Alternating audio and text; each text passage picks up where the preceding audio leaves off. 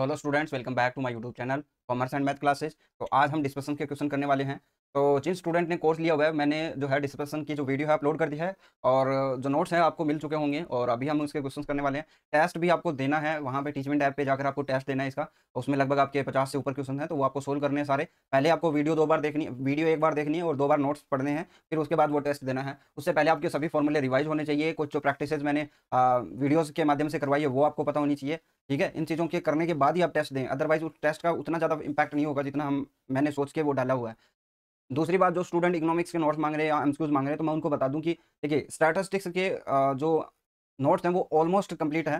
ठीक है, 1-2 चैप्टर है वो मैं ऐड करके, वाइटल स्टैटिस्टिक्स और जो आपका ऑर्गेनाइजेशन वाला है वो ऐड करके मैं आपको स्टैटिस्टिक्स की कंप्लीट जो पीडीएफ है वो प्रोवाइड करवा दूंगा। और जो इकोनॉमिक्स है, इकोनॉमिक्स को हम जो है 2-4 दिनों के अंदर आपको प्रोवाइड करवा देंगे। बाकी जो कोर्स के अंदर वीडियोज है वो आप जरूर देखिए। देखिए, समझने के बिना ये अंडरस्टैंडेबल है। डिस्पेशन जो चैप्टर है या फिर और जो चैप्टर है स्टैटिस्टिक्स के, वो अंडरस्टैंडेबल है। आपको इकोनॉमिक्स भी अंडरस्टैंड ही करनी पड़ेगी, लेकिन आप एक वीडियो के माध्यम से आपको थोड़ा सा अंडरस्टैंडेबल ज़्यादा हो जाएगा। और जिन स्टूडेंट ने नोट्स बाय कर रहे हैं वो भी जो है उनके लिए भी फ्री टेस्ट सीरीज मैंने स्टार्ट करी हुई है, तो उसमें जाके टेस्ट दे सकते हैं। आपको 3 या 4 टॉपिक के जो है टेस्ट प्रोवाइड करवा दिए और दूसरा वह अपलोड कर दूंगा। ठीक है, और जिन स्टूडेंट्स को नोट्स, एमसीक्यू या फिर कोर्स चाहिए तो वो डिस्क्रिप्शन जाके विजिट कर सकता है। ठीक है, अभी हम क्वेश्चंस की तरफ शुरू करते हैं। काफ़ी दिनों से जो है सिस्टम मेरा जो खराब हो गया था, तो उस वजह से वीडियोस नहीं बन पाई थी, इसलिए अभी जो है हम कंटिन्यू कर रखेंगे। चलिए, 4 कंपनियां एबीसीडी के शेयर्स, 4 कंपनियां एबीसीडी के शेयर्स को 5 वर्षों तक अध्ययन करने पर निम्न जानकारी प्राप्त हुई। वह कंपनी जिसका शेयर सबसे अधिक स्थिर है। तो यहाँ पे आपको अलग अलग दे रखा है। यहाँ पे आपको क्या दिया हुआ है, समांतर माध्य दिया हुआ है, और यहाँ पे आपको मानक विचलन दिया हुआ है, यानी स्टैंडर्ड डेविएशन दिया है। ये कंपनीज है, आपको बताना है संगत। ये AS 2018 के अंदर पूछा हुआ क्वेश्चन है। ठीक है, और आप लोगों को पता होना चाहिए कि जब भी आपको बिजनेस से संबंधित टर्म्स जैसे प्रॉफिट, सेल्स, ठीक है, स्थिरता, इन चीज़ों का कंपैरिजन जब पूछे तो सीवी निकालना है। सीवी क्या होता है? कोफिशिएंट ऑफ वेरिएंस, यानी विचरण गुणांक। ठीक है, कोफिशिएंट ऑफ वेरिएंस की अगर हम बात करें, कोफिशिएंट ऑफ वेरिएंस, तो इसका फॉर्मूला सिंपल सा, स्टैंडर्ड डेविएशन बटे एक्स बार इंटू 100।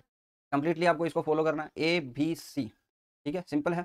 ए का अगर हम बात करें तो क्या आ जाएगा? 3.6 25 इंटू 100। यहाँ से 4 से काटा तो 4, और 36 को 4 से किया तो 144, यानी 14.4% आ गया। अगर हम बी की बात करें तो कितना हो जाएगा? 2.4 डिवाइड बाई 15 इंटू 100। ठीक है, 3 से काट लो तो ये 0.8 हो गया, और ये 5 हो गया। 5 से काटा तो 20, ये आपका 16% आ गया। आगे हम बात करें सी की बात करें तो 3/20, ये तो 15 हो गया सीधा ही, क्योंकि 20 को काटेंगे 100 से तो 5, 5 थी 15% हो गया। अगर हम डी की बात करें तो डी क्या है? 3.6/18 इंटू 100। ठीक है, यहाँ से काटा तो ये कितना आ गया? 10 आ गया, और ये कितना आ गया? 2 आ गया। यहाँ से काटा तो ये 10 इंटू 2 कितना हो गया? 20%। जिसकी सीवी कम होगी, यानी जिसके अंदर वेरिएंस कम होगा, वो अधिक स्थिर होगा, सीधी सी बात है। ठीक है, ये क्या है? ये तो जो है आपका सीवी है, विचरण है। विचरण कितना कितने ज़्यादा है? जिसमें ज़्यादा विचरण कम होगा वही ज़्यादा अधिक स्थिर होगा। तो यहाँ पे ए का 14.4% आ रहा है, तो बी ऑप्शन हो जाएगा, क्योंकि ए जो कंपनी है वो बी में दी हुई है। क्लियर है, यहाँ तक कोई दिक्कत नहीं। आगे देखो, दूसरा पॉइंट जो आता है, यहाँ पे 2 कारखानों के माध्य और माध्य विचलन दिए हुए हैं, तो हमें यहाँ पे भी सीवी निकालना है, स्थिरता निकालनी है। ठीक है, यहाँ पे आपको या मान लीजिए कि संगतता निकालनी हो या असंगतता, आपको बस वो कोफिशिएंट ऑफ वेरिएंस पता होना चाहिए, बाकी कोई दिक्कत वाली बात है नहीं। तो यहाँ पे हम देखेंगे 10,000/48। अच्छा, फॉर्मूला मैं अब नहीं लिख रहा, क्योंकि आप लोगों को पहले भी बता चुका हूँ मैं। और यहाँ पे 12/5000 इंटू 100। यहाँ से काटेंगे तो 2 जीरो से ये 100 कट जाएगा, और ये 2 जीरो से 100 कट जाएगा। यहाँ से काटेंगे 6, और ये आ जाएगा 25, तो ये लगभग आपका कितना आ जाएगा? 24 आ जाएगा, 0.24। यहाँ से हम देखें तो 0.20 आ जाएगा। ठीक है, तो किसकी कम है? इसकी कम है। अगर आपको संगतता पूछी है, भाई स्थिरता पूछी है, तब तो आपका क्या हो जाएगा? अधिक संगत जो वही होगा जिसकी सीवी कम होगी। तो अगर संगतता पूछी है जब, तो आपका आंसर सी आ जाएगा। यहाँ पे अच्छा, सी और डी कर लो तो सी आ जाएगा। अगर असंगतता पूछी तो डी आ जाएगा। नेक्स्ट देखो, 1 से लेकर 5 तक क्रमानुसार प्राकृतिक संख्याओं का पर्सनल वेरिएंस का मान क्या होगा? आप लोगों को मैंने ये जो क्वेश्चन है वो उसके 2-3 एक एग्जांपल के साथ करवाया हुआ है कोर्स के अंदर, अच्छे से देख लेना, पहले ही बता रहा हूँ। ऐसे क्वेश्चन आपको डायरेक्टली पूछेगा और फिर आपको सोचेंगे कि ये कोर्स में था ही नहीं, है ना। इस चीज़ को देखिए, इसका जो सीधा सा फॉर्मूला होता है वो क्या होता है? स्टैंडर्ड डेविएशन बटे 1/12। आपको n² - 1 करना होता है, और आप इसको रूट में ले लो, बस इतनी बात है। स्टैंडर्ड डेविएशन में जो आपके फॉर्मूले होते हैं लगभग रूट में आपको देखने को मिलेगा। तो इस तरह से 1/12 किया मैंने। अब 5 है, 1 से 5, तो n आपका 5 हो गया। 5 की स्क्वायर कितनी होती है? 25 - 1 करेंगे तो क्या आ जाएगा? 24। तो इंटू क्या कर देंगे? 24 कर देंगे। यहाँ से काटा तो 2, तो √2 आ गया। लेकिन यहाँ पे हमें √2 स्टैंडर्ड डेविएशन पूछा ही नहीं है, जबकि हमने निकाला क्या? Standard deviation. आपको क्या पूछा है? वेरिएंस पूछा है। ठीक है, वेरिएंस की बात करें तो ये क्या होता है? स्टैंडर्ड डेविएशन की स्क्वायर होता है, यानी √2 की स्क्वायर करोगे तो आप क्या आ जाएगा? 2 आ जाएगा। वही आपका आंसर होगा, बी ऑप्शन। नेक्स्ट देखो। अच्छा, निम्नलिखित सूचनाओं के माध्यम से परिमाप विचलन योग विधि द्वारा का मान ज्ञात कीजिए। चलो देख लेते हैं इसको भी, लेकिन इससे पहले आपको समसन मेथड का जो है फॉर्मूला भी याद होना चाहिए, ये भी आप इंपॉर्टेंट से ध्यान रखिएगा, अदरवाइज आप नहीं निकल पाओगे। देखिए हमें दिया हुआ है प्रथम संचय योग सिग्मा सी एफ, ऐसे क्वेश्चन आपको पूछेगा तो नहीं, लेकिन फिर भी मैं आप लोगों को ये क्वेश्चन करवा देता हूँ। यहाँ पे दिया हुआ है कम्युलेटिव है, प्रथम संचय का योग 150 है, द्वितीय संचय का योग सिग्मा सी एफ 2 है 380, और बारंबारता का योग एफ है 50, और पद विचलन 10 है। चलो ठीक है, तो स्टैंडर्ड डेविएशन का फॉर्मूला पता होना चाहिए पहले तो योग विधि से द्वारा, हालांकि ये क्वेश्चन अभी तक कोई एग्जाम में पूछा नहीं गया है। इंटरवल इंटू आपको करना है रूट, और यहाँ से आपको 2f2 यानी फ्रीक्वेंसी की बात करें 2f2 माइनस क्या हो जाएगा f1, और आपका माइनस हो जाएगा f1 की स्क्वायर। क्लियर है, फॉर्मूला आपको अच्छे से देखना है, बाकी चीज़ें चाहे आपकी ना दिखे। अगर हम f1 की बात करें, ठीक है, f1 की बात करें तो f1 क्या हो जाएगा, हमारे पास सिग्मा सी एफ1 का क्या है 150 है, और बारंबारता का योग कितना हमारे पास 50 है, तो सिग्मा सी एफ1 यानी जो कम्युलेटिव हमने योग कर रखा है सिग्मा एफ, जो कि हमारा 150/50 हो जाएगा, जबकि यहाँ पे 3 आ जाएगी इसकी वैल्यू, f1 की वैल्यू क्या आ गई 3 आ गई। वहीं हम f2 की वैल्यू निकालेंगे तो आपको अब तो ये बता ही दिया, तो 380/50 सीधा कर देता हूँ मैं, फॉर्मूला लिखने की जरूरत नहीं है।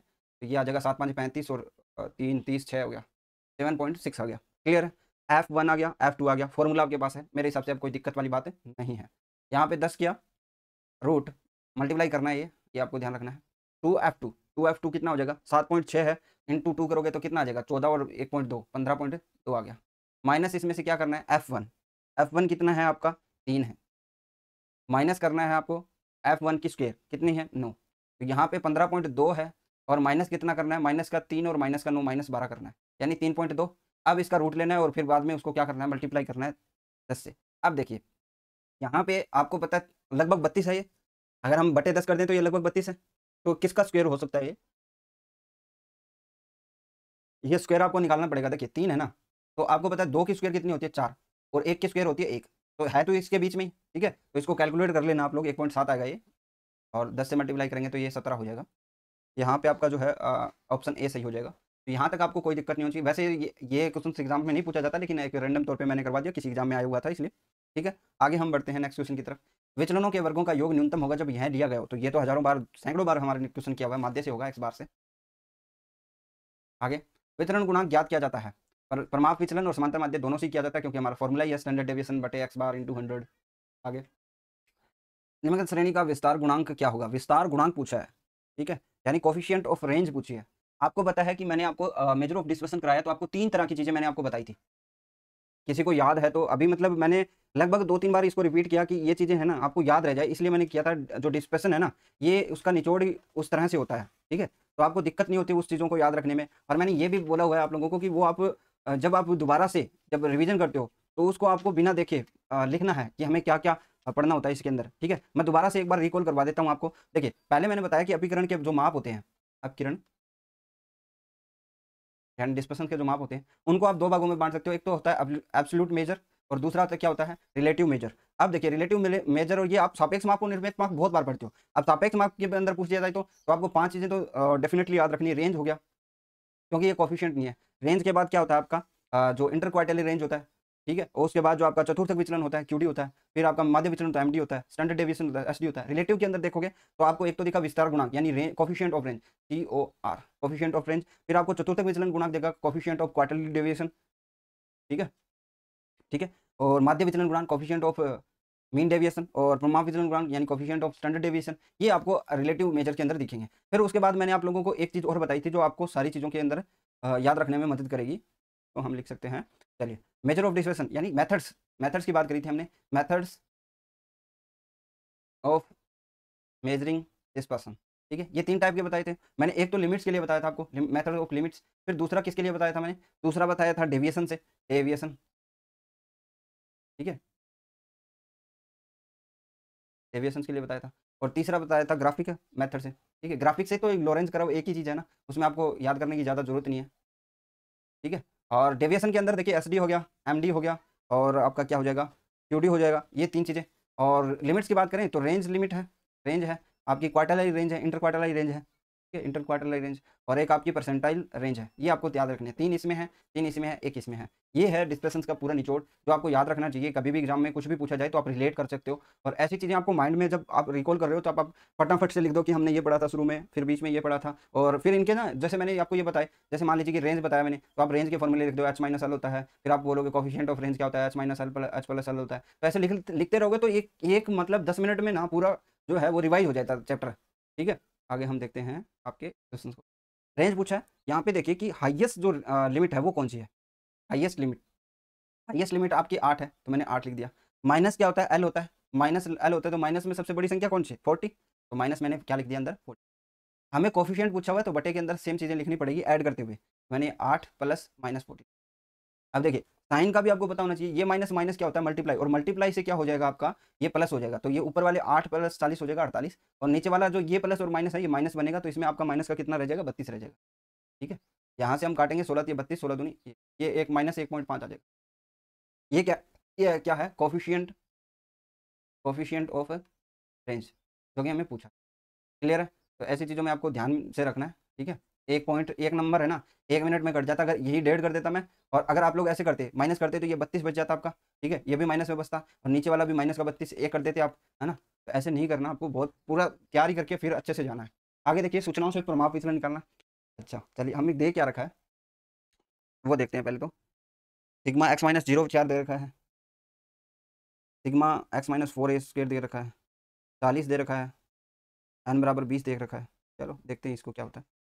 देखिए, और हमें निकालना है, तो सिग्मा डी एक्स कितना है, ये यहाँ पे आप, ये डेविएशन दे रखा है। ठीक है, ये डेविएशन है, यानी हम एक्स माइनस एक्स बार करते हैं ना, तो ये हमारा क्या बन जाता है, डी बन जाता है, और फिर इसकी स्क्वायर करते हैं तो ये आपका क्या है, माइनस एक्स बार स्क्वायर कर रखा है। ये 4 जो है ना, ये इसीलिए दे रखा है, समझ में आ गया आपको, ये 4 इसी को इंडिकेट करता है, यानी सिग्मा डी एक्स हमारे पास कितना है, वो है 10, और सिग्मा डी एक्स स्क्वायर कितना है, सिग्मा डी एक्स स्क्वायर ये कितना है, 40 है।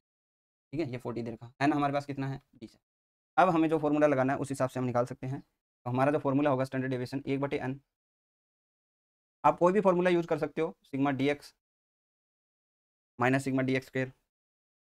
देखिए फॉर्मूला वही है, मैंने सिर्फ क्या कर रखा है, एन को बाहर निकाला है, बाकी और कुछ भी नहीं किया। ठीक है, एन को क्या करा है, मैंने बाहर निकाला है, बाकी कुछ भी नहीं किया। अब सिग्मा D2x है, ये तो आपको दिख रहा है, यहाँ पे आपके कितने हैं, तो यहाँ पे एन भी आएगा ना, हमने एक एन बाहर निकाला हुआ है। ठीक है, यहाँ से हम देखते हैं तो 1/n, एन हमारा कितना है, 20 है। ब्रैकेट के अंदर सिग्मा D2x है, तो ये कितना हो जाएगा, एक्स स्क्वायर हमने लिखा हुआ है, ये यहाँ पे 40, और 40 एन हमारा 20 हो गया, minus sigma D x square, इसका हम करें तो कितना आएगा, ये 10 की स्क्वायर करेंगे तो 100 आ जाएगा। 1/20 लिखा मैंने, बराबर ये कितना हो गया, सॉरी यहाँ पे कितना हो गया, 800 माइनस 100 यानी ये 700 हो गया। और 700 को हम बाहर निकालें, 700 का बाहर निकालें तो ये लगभग कितने का होगा, देखिए 700 कितने का होगा, देखिए 25 का 625 होता है, और 26 का 676 होता है, तो ये 26 पॉइंट समथिंग होगा। यानी यहाँ पे 1/20 करूँ मैं, और इंटू यहाँ पे 26 पॉइंट समथिंग रहेगा, तो यहाँ से काटेंगे तो लगभग कितना आ जाएगा, 1.3 से ज़्यादा आएगा। ठीक है, तो 1.3 के अप्रोक्सीमेशन के हिसाब से आपका बी ऑप्शन सही हो जाएगा। आगे देखते हैं हम नेक्स्ट क्वेश्चन। 50 मदों का समांतर माध्य 25 है, परिमाप विचलन 3 है, सभी मदों के वर्गों का योग क्या होगा, बढ़िया क्वेश्चन है, और आपको एग्जाम में पूछा भी जा सकता है। देखिए सिग्मा एक्स करें तो क्या होगा, 50 मद है और समांतर माध्य 25 है, यानी 50 × 25 हो जाएगा, ये कितना हो गया, 125, यानी 1250 हो गया। यहाँ तक किसी को डाउट नहीं है मेरे हिसाब से। अब जो सिग्मा एक्स स्क्वायर हम जो निकालते हैं उसका फॉर्मूला क्या होता है, एन इंटू ये अभी करवा कर आया मैंने आपको, स्टैंडर्ड डेविएशन प्लस आपका एक्स बार जो होता है उसकी स्क्वायर प्लस होती है उसमें। ठीक है, तो यहाँ पे हम एन कितना है हमारे पास, एन 50 है, स्टैंडर्ड डेविएशन 3 है, उसकी स्क्वायर कितनी होगी 9, तो एक्स स्क्वायर जो आपका समांतर माध्य उसकी स्क्वायर यानी 25 की 625, ये कर दिया मैंने। 50 इंटू क्या हो जाएगा, 625 इंटू 9 कितने करेंगे, 634, ये आप मल्टीप्लाई करो तो आपका कितना आता है, 31। यहाँ तक किसी को कोई दिक्कत है, ये ऑप्शन सही। एक सममित श्रेणी का प्रथम चतुर्थांक कितना है, 160 है, और अर्ध अंतर चतुर्थांक विस्तार कितना है, 20 है। चलो इसको भी देख लेते हैं। क्यूडी क्या बता रहा है, क्यूडी बता रहा है Q3 माइनस Q1/2 होता है, और क्यूडी हमारे पास कितना बताया इसने, 20 बताया, कितना बताया है 20। यहाँ पे हमें माध्यिका पूछी है, माध्यिका पूछी, तो क्यूडी हमने निकाला 20, Q3 की हमें पास रेंज है नहीं, Q3 माइनस Q1 हमें 160 दे रखा है, और बटे 2 है, ये करेंगे तो 40 आ जाएगा, और बराबर क्या आ जाएगा, Q3 माइनस 160, Q3 हम निकालेंगे तो कितना आ जाएगा, 200 आ जाएगा, तो 60 + 40 200 आ जाएगा। अब हमें क्या निकालना है, माध्यिका, माध्यिका क्या हो जाएगी, माध्यिका इन दोनों के बीच में होती है, रिलाई करती है, तो Q3 प्लस Q1/2 ये कर लेंगे। और Q3 कितना आपका 200 और वो कितना 160 और बटे 2, यानी इसका 100 और इसका 80 180 हो गया। यही आपका क्या हो जाएगा, आंसर हो जाएगा, जो कि बी ऑप्शन में दिया हुआ है। आगे बढ़ते हैं। देखिए, दो श्रेणियों की संगतता के लिए तुलना करने के लिए सबसे उपयुक्त माप, ये आपको मैंने बताया था, विचलन गुणांक की संगतता, असंगतता, इन चीज़ों को आप देखिए, स्टेबिलिटी, होमोजेनिटी, यूनिफॉर्मिटी, जो आपकी वर्बलिटी है, उन चीज़ों के लिए हम विचलन गुणांक याद करते हैं। ध्यान रखना ये चीज़ें। माध्य विचलन, प्रमाप विचलन का कितना भाग होता है, ये मैंने आप लोगों को समझाया हुआ। देखिए, पहले M आता है, फिर क्या आता है, Q आता है, फिर आपका S आता है। मैंने कहा ये 5 होता है, ये 6 होता है, बाकी एक 4 टर्म होती है, तो ये ऐसे याद करना है आपको। अब ये क्या पूछा, माध्य विचलन, प्रमाप विचलन का कितना होता है, हमें क्या निकालना है, M बराबर S निकालना है। तो ये 5M बराबर 4S होता है, यानी M बराबर क्या हो जाएगा, 4/5, 4/5 S टी हो जाएगा। ये ए ऑप्शन सही हो जाएगा इसमें। देखिए, इस तरह याद करोगे ना तो आप लोगों को कुछ भी दिक्कत नहीं आएगी, हमेशा याद रहेगा। और मैंने एग्जाम जो कोर्स है उसके अंदर अच्छे से करवाया, इसलिए एक श्रेणी का समांतर माध्य 80 है, प्रमाप विचलन 20 है, तो विचलन गुणांक 20/80 1/4 25% हो जाएगा। ये तो आप ओरली कर सकते हो इसको, 20/80 इंटू 100, ये 1, ये 4 और ये 25। क्लियर। आगे देखिए, प्रमाप विचलन 3.5, पदों की संख्या 10, पदों का योग 145, क्या करना है, सी भी निकालना है। तो पहले तो आपको समांतर माध्य निकालना पड़ेगा। समांतर माध्य क्या होगा, इस केस में समांतर माध्य होगा सिग्मा x/n और बराबर क्या हो जाएगा 145/10 यानी 14.5। सीवी क्या होता है, सीवी वही फॉर्मूला उसका, स्टैंडर्ड डेविएशन बटे x बार इंटू 100। यहाँ पे हम बात करें स्टैंडर्ड डेविएशन की तो वो 3.5 है, और x बार की बात करें तो वो 14.5 है, और इंटू 100 हमारा हो जाएगा। तो ये कितना आ जाएगा, आपको परसेंटेज में मिलेगा इसका मान, ये भी आपको ध्यान रखना है, 24% हो जाएगा, क्योंकि यहाँ से 5 से काटेंगे तो ये 20 आ जाएगा, और ये कितना आ जाएगा 29, तो हम देखें तो 6 और 7 हो जाएगा, 24% आ जाएगा। कोई दिक्कत यहाँ पे, ये ऑप्शन आप लोग सही कर दोगे इसमें। आगे चलते हैं, 1 से 15 तक अंकों का प्रमाप विचलन होगा, वही फॉर्मूला, स्टैंडर्ड डेविएशन बटे 1/n और n स्क्वायर, सॉरी 1/12 आएगा, 1/12 n स्क्वायर माइनस 1, तो इसका क्या हो जाएगा, तो n कितना हमारे पास 15, और 15 का स्क्वायर 225 माइनस 1 कितना हो जाएगा 224, यानी 224/12 रूट। यहाँ से हम काटेंगे तो कितना आ जाएगा, देखो 3 से तो नहीं कटेगा ये, 12 एकम 12, 10 104 12, तो 18.66 आएगा लगभग। और 4 की स्क्वायर होती है 16, 5 की स्क्वायर होती है 25, तो ये 4 और 5 के बीच में आएगा, यानी 4 और 5 के बीच में कितना है 4.5, ये ऑप्शन आप। आगे देखिए, एक समय समंक श्रेणी का समांतर माध्य 20 है, प्रमाप विचलन 4 है, यदि प्रत्येक समंक को 4 से गुणा किया जाए तो नया समांतर माध्य प्रमाप विचलन क्या होगा। अब देखिए, यहाँ पे मुझे तो कोई दिक्कत नहीं आएगी, क्योंकि मैं आराम से कर सकता हूँ इन चीज़ों को, जो चीज़ें आपको याद होनी चाहिए वो इंपॉर्टेंट है। अगर मैं यहाँ पे आपको बोलूँ कि जो समांतर माध्य वो निकालना है, तो वो क्या हो जाएगा, मल्टीप्लाई बाई 4 हो जाएगा, क्योंकि 4 से गुणा कर रहे हैं ना, तो 4 हो जाएगा, ये 80 हो जाएगा, जबकि 80 दो ऑप्शन में दिया हुआ है, तो 2 ऑप्शन ही कट जाएंगे, ये 2 ऑप्शन में दिया हुआ है। अब एसडी की बात आती है, एसडी हमारा 4 है, और 4 से मल्टीप्लाई होकर क्या हो जाएगा, ये 16 हो जाएगा, तो ये आपका डी ऑप्शन सही हो जाएगा, ये गलत है। लेकिन आपको याद कैसे रहेगा, देखिए, एक चीज़ होती है ओरिजिन, और एक होता है आपका स्केल, मूलांक और पैमाना। यहाँ पे आपको परिवर्तन का पता होना चाहिए, प्लस से, माइनस से, मल्टीप्लाई से, भाग से क्या होगा। ध्यान से देखिए, इस श्रेणी को मैंने तीसरी चौथी बार करवाई है आपको यहाँ पे लिखना है, ओ पहले आता है और पी बाद में आता है, ये हो गया ओरिजिन, और ये पैमाना स्केल, और एस लिखो यहाँ स्केल, ठीक बात है। आपको पता है प्लस माइनस पहले आता है और गुणा भाग बाद में आता है, दोनों को लिख लिया। यहाँ से लाइन खींचो, यहाँ पे लिखो एक्स बार M Z S D.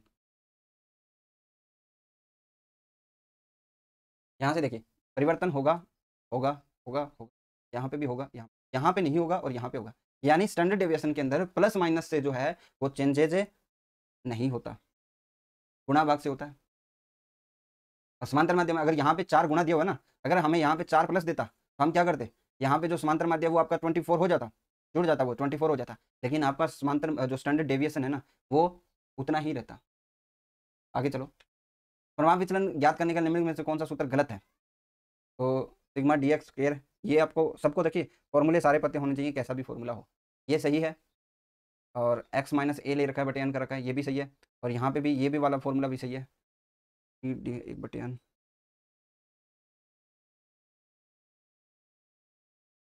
Sigma D x square minus, एक चीज़ गलत आ गई यहाँ पे, देखिए ये जो डी वाला फॉर्मूला अभी यूज़ किया था हमने, 1/n लिखा था हमने, और स्टैंडर्ड डेविएशन यहाँ पे सिग्मा डी एक्स स्क्वायर भी किया था और माइनस भी किया था, sigma D X whole square का स्क्वायर, बट यहाँ पे हमने n से मल्टीप्लाई किया था, वो एक मिसिंग है यहाँ पे डी पे, ठीक है। तो ये डी वाला गलत है, बाकी आप याद कर सकते हो, डी वाले में आपको n से ध्यान रखना है। आगे चलिए, माप विचलन की गणना किससे की जाती है, तो समांतर माध्य से, ये आपको सबको पता है। निम्नलिखित में से कौन सा अपीकरण का सापेक्ष माप है? समय सापेक्ष माप है और निरपेक्ष माप दोनों ही बताए थे आप लोगों को, अगर याद थोड़ा बहुत भी है आपके। सापेक्ष माप की बात करें तो देखिए विस्तार गुणांक होगा, विचरण गुणांक होगा और सतमक विस्तार गुणांक होगा। तो गुणांक ही आते हैं सारे। यहाँ पे क्या पूछा है? अपीकरण का सापेक्ष माप होगा तो विचरण गुणांक हो जाएगा। ठीक है, अपीकरण का पूछा है, ये विचलन और विस्तार ये क्या है? आपके निरपेक्ष माप। ठीक है, आगे चलते हैं क्योंकि ये रिलेटिव होता है। देखिए निरपेक्ष और सापेक्ष में आपको पता है वितरण गुणांक है। वितरण गुणांक किससे रिलेट करता है? स्टैंडर्ड डेविएशन और समांतर माध्य से × 100। तो ये रिलेटिव है। ठीक है, और ये क्या होते हैं? निरपेक्ष होते हैं, एब्सोल्यूट होते हैं, खुद के लिए होते हैं, है ना, किसी से रिलेट नहीं है। जिस श्रेणी का वितरण गुणांक कम होता है उसमें संगतता होती है। कम होगा उसमें संगतता क्या होगी? अधिक होगी। आप इसमें आराम से ऑप्शन बी को टिक कर सकते हो। मानक विचलन गुणांक कोएफिशिएंट ऑफ स्टैंडर्ड। एक तो ये बात ध्यान रखना, ये आपको डाउट में डालेगी। ये जो बात है कि 100 मल्टीप्लाई में नहीं होगा। और दूसरी बात स्टैंडर्ड डेविएशन होगा बटे एक्स बार होगा। यहाँ पे देखिए मीडियन आ गया, यहाँ पे मीन ऊपर आ गया। ये ऑप्शन आप लोग सही कर। आगे चलिए, औसत गति तथा वेग की गणना के लिए प्रयोग किया जाता है। बढ़िया क्वेश्चन है ये भी, हरात्मक माध्य के याद किया जाएगा, ध्यान रखना। औसत गति और वेग अभी भी आपने नोटबुक में लिख लेना चाहिए। इसके लिए औसत गति वेग का मूल्य जो है ज्ञात करने के लिए इसी का हम यूज करते हैं। आगे चतुर्थक विचलन आधारित होता है किस पे? मध्य की 50% मदों पे होता है। ये भी आपको पता होना चाहिए। वैसे तो इसमें कुछ भी नहीं है। जैसे अगर हमारी ये समक श्रेणी है और यहाँ पे हम देखिए Q1 निकालते हैं, ये कि 25% छोड़ के आता है और फिर हम M निकाल देते हैं और फिर Q3। तो ये कितना होता है? 25%। ये 25%, ये सारे 25% के होते हैं। जबकि हमारा जो चतुर्थक विचलन होता है वो कहाँ तक होता है? ये यहाँ तक होता है, 25 से आपका 75 के बीच, यानी मध्य के 50% पे होता है। एक श्रेणी का विस्तार होता है, ये भी अच्छा क्वेश्चन है। तो ये होता है प्रमाप विचलन से अधिक। तो श्रेणी का विस्तार होता है ना, वो प्रमाप विचलन से अधिक होता है, क्योंकि हम जो प्रमाप विचलन के अंदर लेते हैं वो स्टैंडर्ड डेविएशन लेते हैं। ठीक है, इससे विस्तार ज़्यादा हो सकता है आराम से। तो ये 25 क्वेश्चन थे जो कि आपके एग्जाम्स के लिए इंपॉर्टेंट है। आगे के 25 क्वेश्चन हम नेक्स्ट क्लास में करेंगे। आप कमेंट करके जरूर बताइए कि इन क्लासों को कैसे इंप्रूवमेंट किया जा सकता है, किस तरह के क्वेश्चन और डाले जाएं। मैं आप लोगों के कमेंट्स जरूर देखता हूं और वो हमें जो है रिकमेंड करनी चाहिए आप लोगों को। और कोर्सेज वगैरह के लिए आप डिस्कशन चेकआउट कर सकते हैं। आज के लिए बस नहीं, नेक्स्ट क्लास में मिलते हैं।